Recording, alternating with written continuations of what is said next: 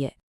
तो चलिए सबसे पहले उस शख्सियत को समझते हैं जो इन सब की साझा जड़ है, पैगंबर इब्राहिम। इब्राहिम को इतिहास में एक ईश्वरवाद का मतलब मोनोथीज़म का सबसे बड़ा चैंपियन माना जाता है। एक ईश्वरवाद यानी एक ही ईश्वर में यकीन रखना। ये उस बहुदेववाद से बिल्कुल अलग है जहाँ कई देवी देवताओं की पूजा की जाती है। और बस इसी वजह से यहूदी, ईसाई और इस्लाम धर्म को इब्राहिमी धर्म या एब्राहमिक रिलीजन्स कहा जाता है, क्योंकि ये तीनों ही धर्म अपनी जड़ें पैगंबर इब्राहिम से जोड़ते हैं। लेकिन ये जो साझा विरासत है ना, ये सिर्फ इब्राहिम तक ही नहीं रुकती। कुछ कहानियां तो उनसे भी पुरानी हैं, जो इन तीनों धर्मों में बिल्कुल एक जैसी हैं।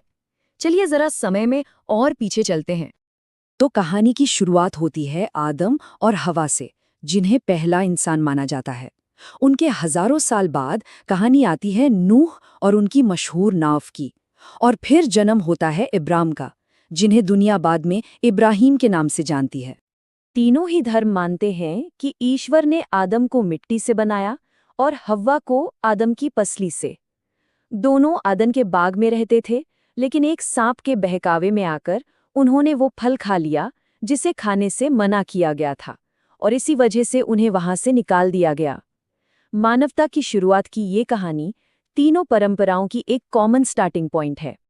वक्त गुजरा और जब धरती पर बुराई बहुत ज्यादा बढ़ गई तो ईश्वर ने एक प्रलय लाने का फैसला किया, एक भयानक बाढ़ जो सब कुछ खत्म कर देगी।